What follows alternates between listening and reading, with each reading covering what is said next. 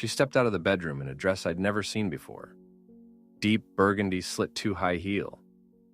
She hadn't worn in years. I looked up from the TV and said nothing. That silence, that was my last bit of dignity. She adjusted her earrings in the hallway mirror, like I wasn't even there. Then came the smirk. I'm going on a date. Try not to be too jealous, that was it. No fight, no explanation. Just that she turned and grabbed her keys, while the ice in her glass rattled like laughter. I didn't ask where, I didn't ask who, I didn't even flinch. But I watched. I always watched. The moment the door closed, I stood up slowly, like every bone in my body had aged 10 years and 10 seconds. I walked to the kitchen, poured the wine she was saving for a special occasion, and sat at the table. Not to drink, but to think she didn't take her phone charger. She did take her perfume. She didn't hesitate, not even for a second. I opened my laptop, searched one word, betrayal. I didn't get far. A notification popped up when I wasn't sup. Seed to see her tablet had synced to the cloud again. Photos, dozens, no faces, just limbs. Hotel sheets, mirror selfies with someone else's shadow in the corner. I didn't breathe. Not once, then came the audio files. 3 of them each more humiliating than the last. I hit play on the third static muffled whispers, then laughter, hers, followed by a voice I recognized too well. He still doesn't know. Why would I tell him he thinks I'm a book club, poor guy? Probably folding your laundry while we talk? She laughed again. And I swear to God, something broke inside me. Not shattered, not exploded, just bent so far. It never bent back. I didn't cry. I didn't scream. I did something worse. I planned. I opened her drawer, pulled out the journal. She didn't know I read. Page 16, a date circled in hearts. Next Friday, a hotel name. A meeting time? I screenshotted everything, printed. It found it even added tabs. And then for the first time in our entire relationship, I called her mother and just wanted to confirm the family dinner next F. Rita, you'll all be there, right? She said yes. Perfect. That gave me 7 days. 7 days to become the version of myself that she never imagined I had in me. And when the truth hits, it's not going to come like a slap. It's going to come like a funeral.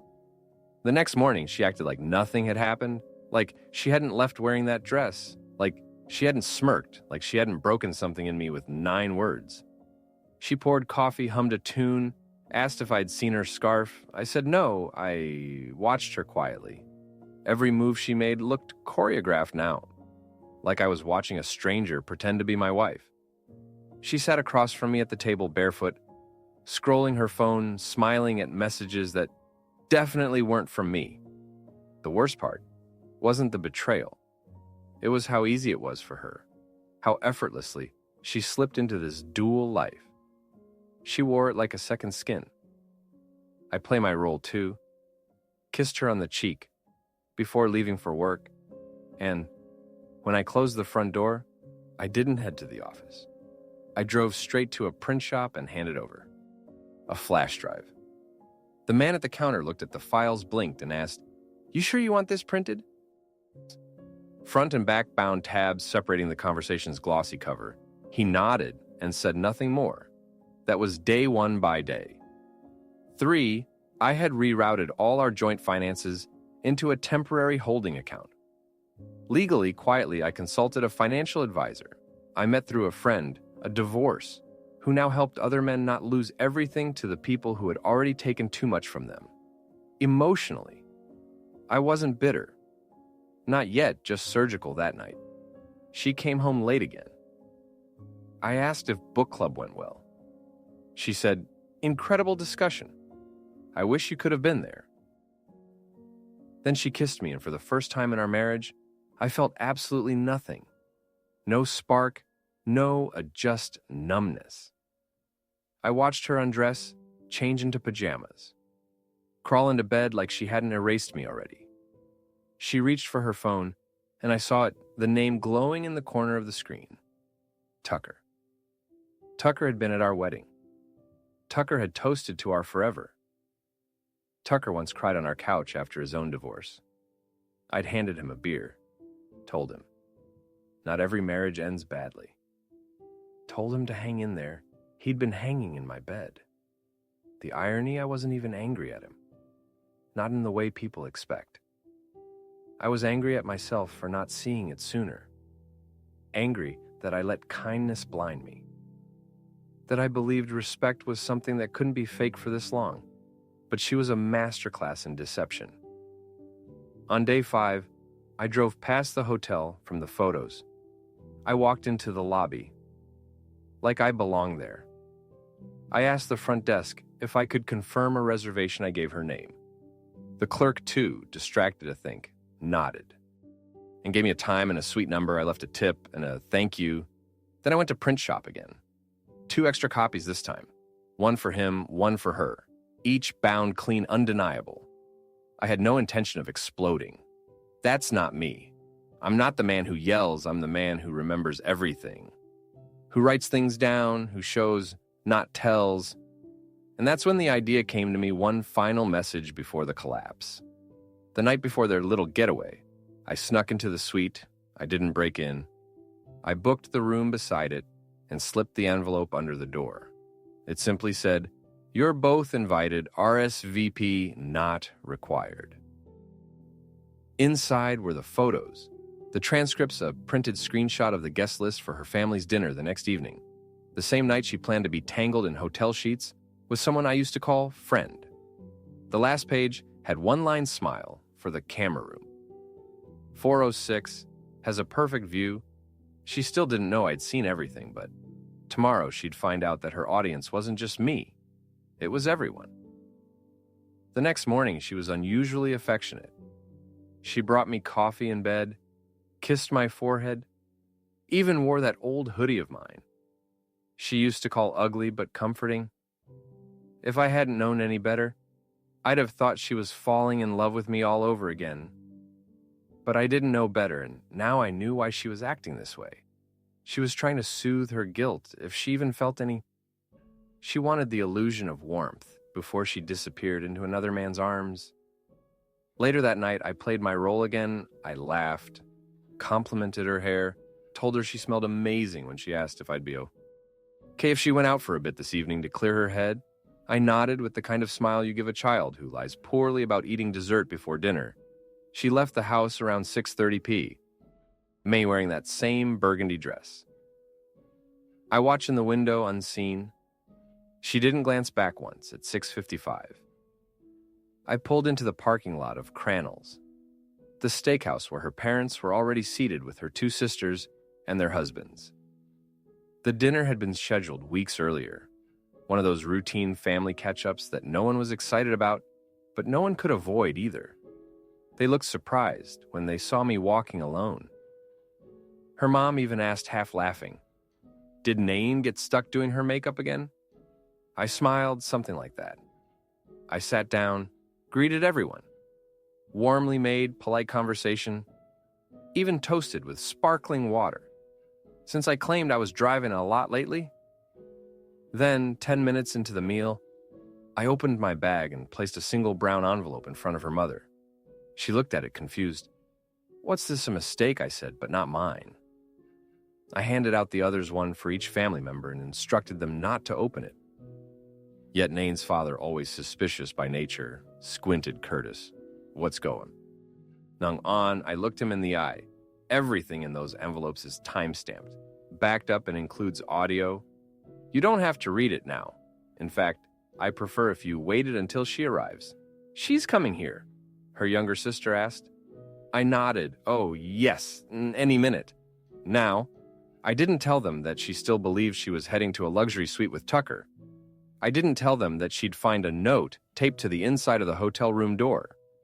The dinner date changed dress appropriately at 7:26 p.m., just as her mother began to ask another question.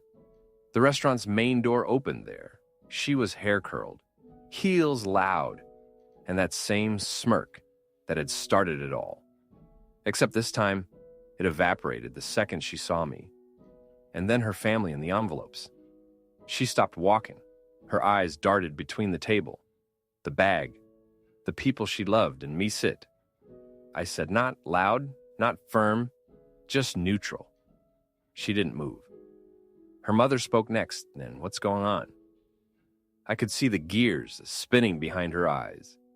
She was calculating, trying to decide whether to lie fake tears, collapse beg, or storm out, but she did something else. She laughed a sharp, brittle sound that belonged more in a courtroom than a restaurant. "Oh my God," she said, forcing a smile. "Are you all really falling for this?" No one replied. I leaned forward. "You can tell them it's fake. You can tell them I'm insecure. You can even say I manipulated the audio. But once they read those, you'll never walk into this restaurant again without someone whispering behind a napkin." Her eyes narrowed. I placed one more envelope on the table. Smaller, cream-colored, sealed with gold foil. "What's that?" she asked. I didn't answer. Her father did. "It's yours?" She opened it slowly. Inside was a single sheet of paper, a printed image, a still frame from the hotel security camera, her and Tucker embracing near the elevator, time-stamped 3:47 A. And the expression on her face as she stared at it, it wasn't anger, it was panic. And then I whispered the one thing she never expected to hear. "Smile wider, the internet's not impressed." Yet, she dropped the envelope. But I wasn't done, because this wasn't about a hotel or a friend or a dress. This was about everything she thought she could get away with, and I hadn't even shown her the real surprise yet. No one said a word for a while. Nan stood there, froze in one hand, still clutching her purse, like it might help her disappear.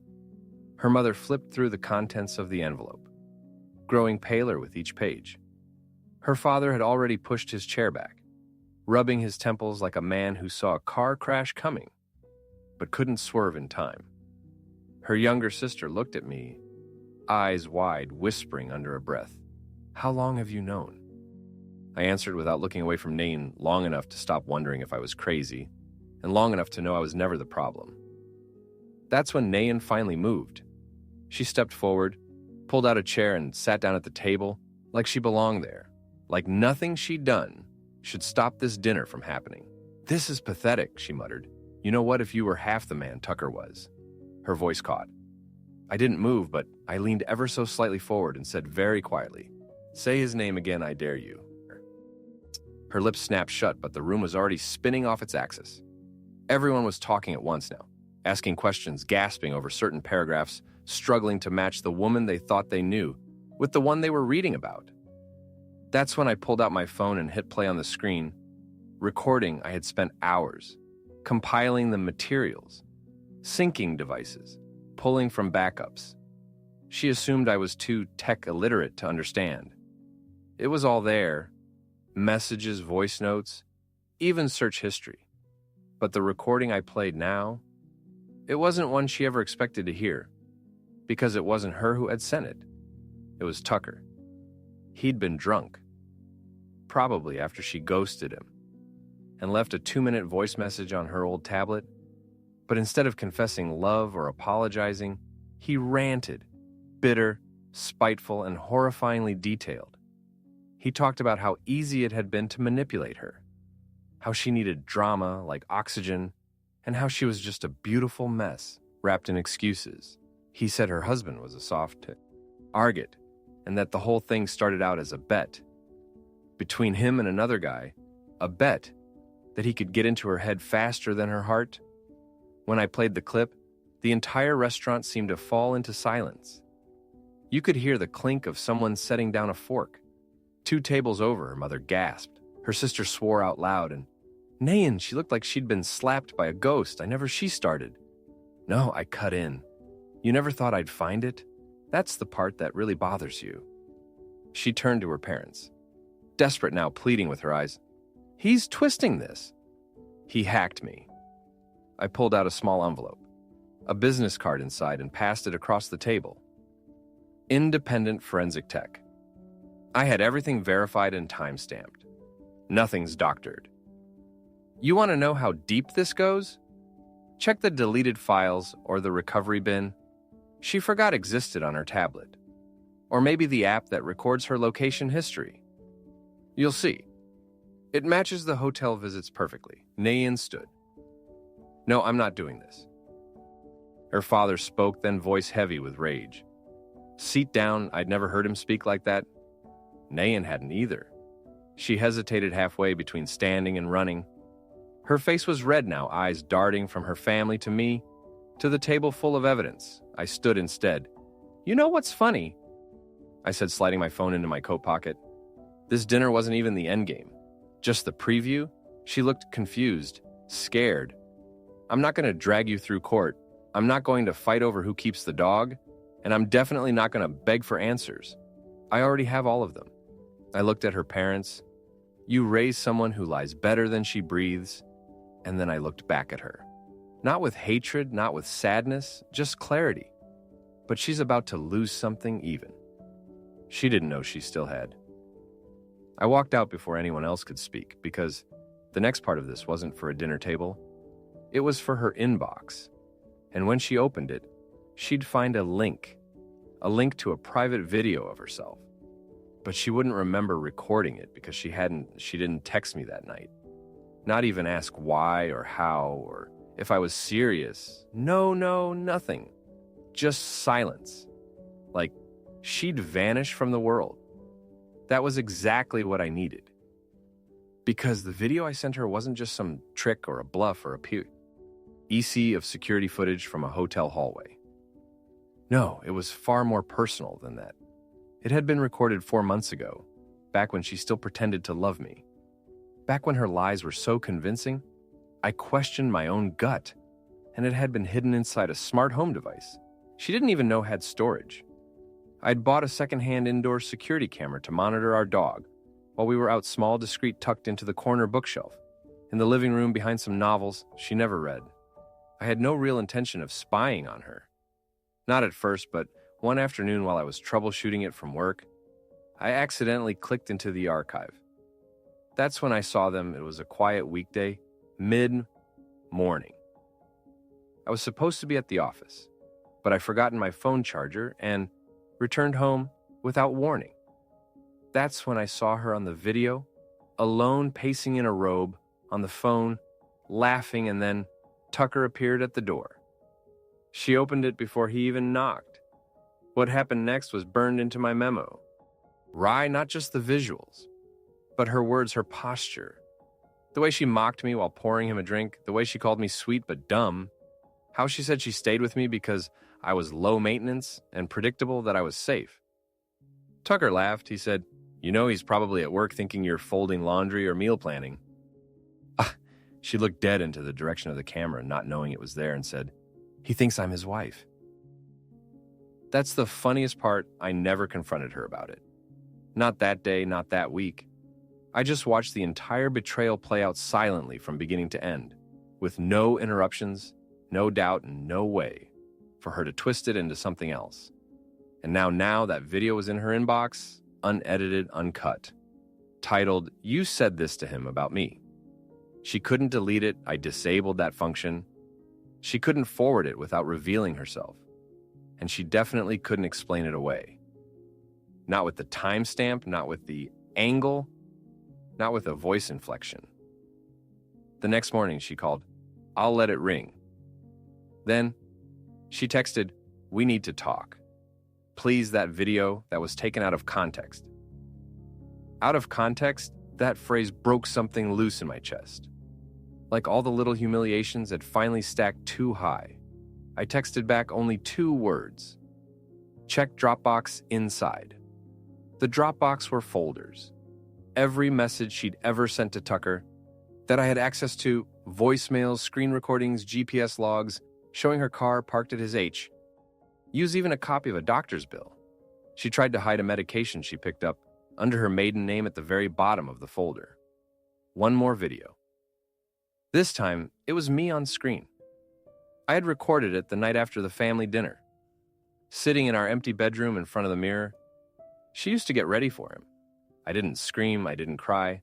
I just looked into the camera and said, "If you're watching this, it means you finally realized what you've done. Or at least you've run out of ways to hide it. You turn our marriage into performance art. Well, here's my final act. I'm not going to court. I'm not asking for a fight. I'm leaving the keys, the car, and the silence. And you can keep everything you took from me. because I've already taken back the one thing that matters myself. That was it. No, mic drop. Not even just truth. 2 hours later, her sister called me. She was furious, not at me, but at Nayan. Said she'd seen the footage. The text, the file said she felt sick. Curtis, I don't know how you stayed sane I don't know. Through this, I didn't answer because the truth was I hadn't, not really. Something in me had broken quietly long before this ever went public. I just gotten good at hiding it. But now I was all exposed. And Nayan, she wasn't done yet because late that night after everything had come crashing down, she showed up at my door, and in her hand was something I never expected her to bring back. She stood in the doorway, like she hadn't set fire to everything. Hair pulled back, face bare, no jewelry, no games, just holding something in her hand that didn't belong to her. Not anymore. My high school journal, I hadn't seen it in years. It had been in a box, buried beneath old coats in the hall closet. The kind of box you forget exists until someone goes digging with intent. I found this, she said, holding it like evidence, and I read it. I didn't move. I didn't invite her in. I just stood there. The door barely cracked, the night pressing in behind her. I wanted to remember who you were. She continued, her voice low, before I ruined it. I almost laughed. Not because it was funny, because it was so profoundly absurd that she thought this was a reasonable move after what she'd done. Why are you here? Nayan. She looked down at the journal, flipped it open to a page I hadn't seen in decades. You wrote about being scared no one would ever choose you, that everyone always wanted someone louder, braver, that you were just the safe option. She looked up. That's why I did it, because I hated that it was true. It was her first attempt at repackaging my pain as her justification. You used my trauma as a cheat code for betrayal, I said coldly. Impressive. She flinched. Then she stepped inside. I didn't stop her. Maybe I wanted to see where this would go. Maybe part of me needed to hear it. The final excuse, the final attempt at rewriting the story in her favor. She sat on the edge of the couch, holding that journal, like it was a dead bird. I thought I'd feel powerful, she said, voice hollow, being wanted by someone like him, someone who mad. He made me feel dangerous, but every time I came home, you were still kind, still folding my sweaters, still remembering I hate cinnamon, and that made me hate myself more. I stayed standing. She looked up at me again. You were never boring, Curtis. You were just whole, and I didn't know how to live with that. Then, why didn't you leave? I asked, finally. Why not just say it, pack your things, and go? Her answer came fast, because you never would have stopped me, and that would have made me feel worse. There was the cruelty wrapped in soft language. She wanted me to be the one who broke. She wanted me to scream, cry, collapse, so she could convince herself she was the victim of a love that drowned her. But I never gave her that. And now that she saw the wreckage she left behind, she had nothing to blame it on but herself. She walked to the kitchen counter and placed the journal down next to my keys. I know you'll never take me back. I'm not here for that. But you need to know. I try to stop myself. I try to fix it. No, I said, you'd try not to get caught. That's not the same thing. She nodded slowly, then reached in her coat pocket and pulled out something else. A USB drive. My stomach turned. What is that? Her eyes glistened insurance against what she stared at the floor against him. Now I was listening. He recorded things, private things, told me if I ever ghosted him, he'd send them to you, to my job, to my parents. Some of them I didn't even know. He recorded the blood drained from my face. Tucker filmed you. She nodded. He called it leverage. I stepped back from her. And now you're giving that to me. She finally looked like she might cry. I thought if I gave it to you, it might undo something, even a little. I took the USB without another word. She moved the door. I know I've already lost, but if you ever find a way to forgive me, even just to stop hating me, let me know. I didn't reply. Just shut the door quietly behind her, Then I stared at the USB drive for a long time. I should have destroyed it, burned. It pretended it didn't exist, but I didn't. I plugged it in, and what I saw changed everything. I thought I knew about Tucker. Because Nayin wasn't the only person he recorded. And not everything on that drive was about her.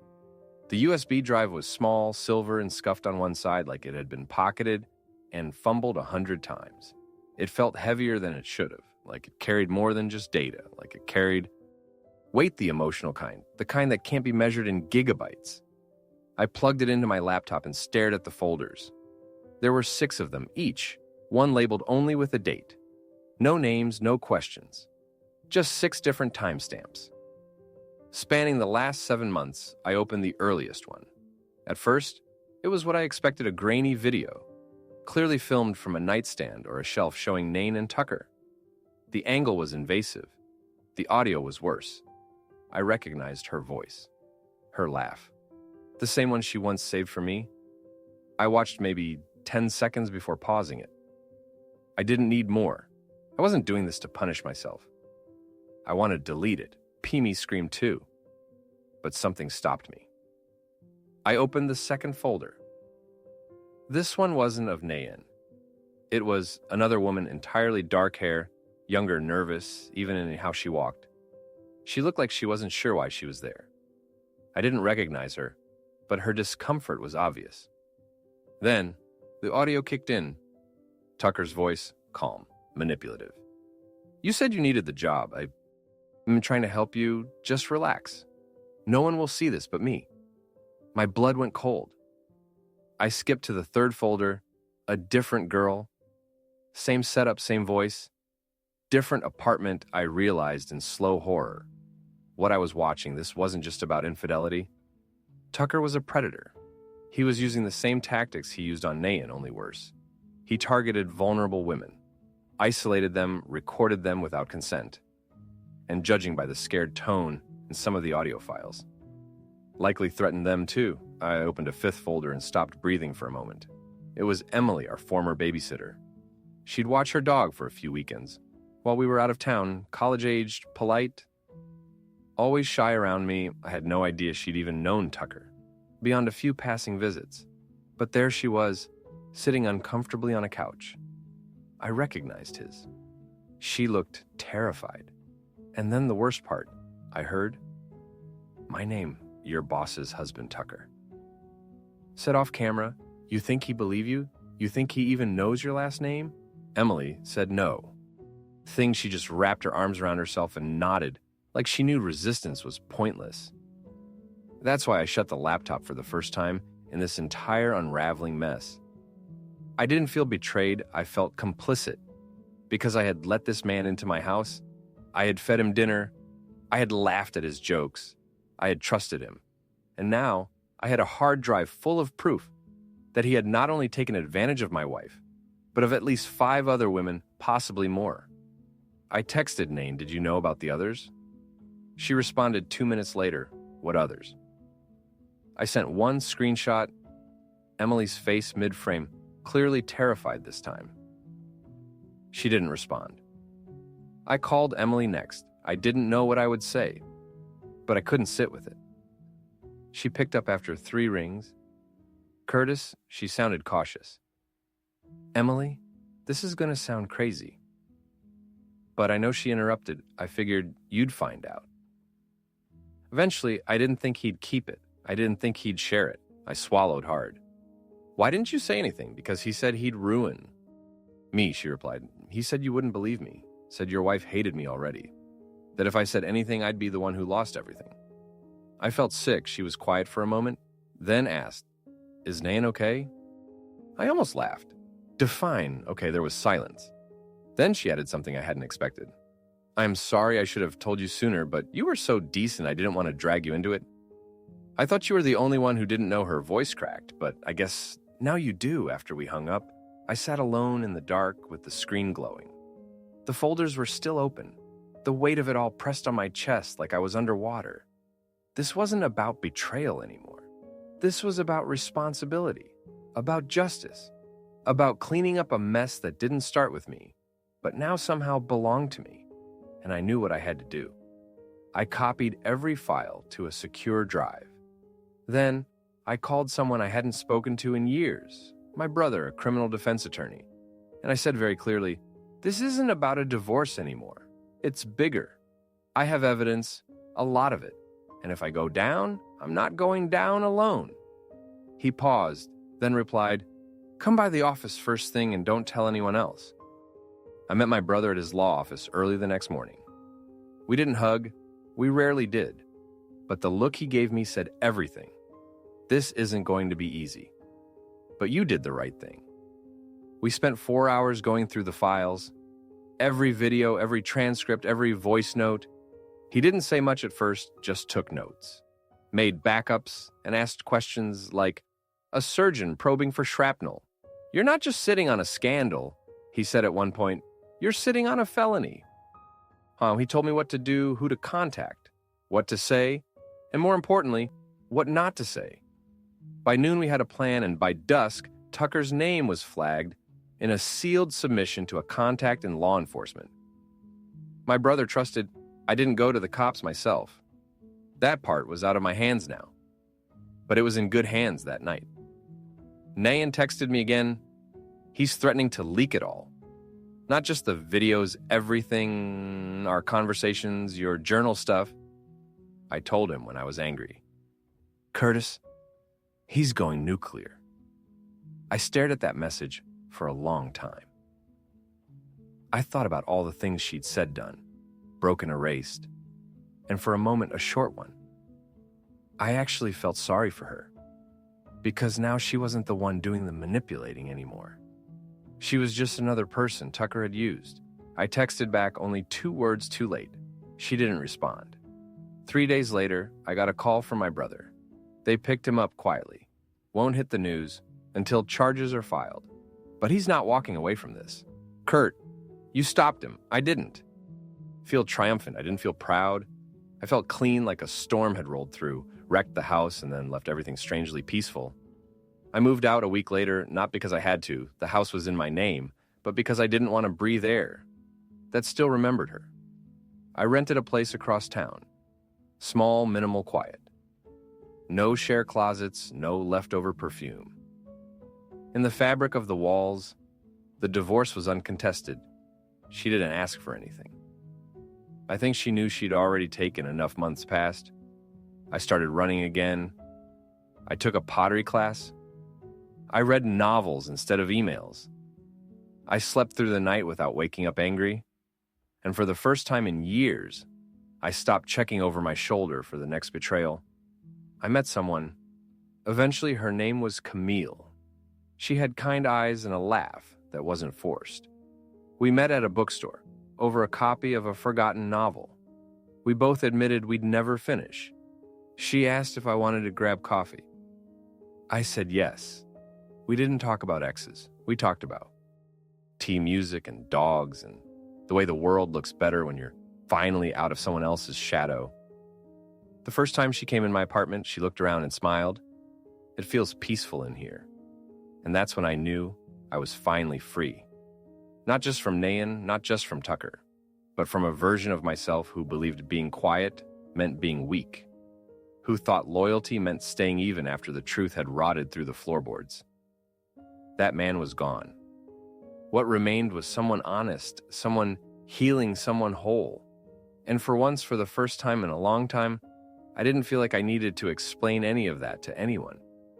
Because finally, I had peace. And this time, I wasn't going to let anyone take it from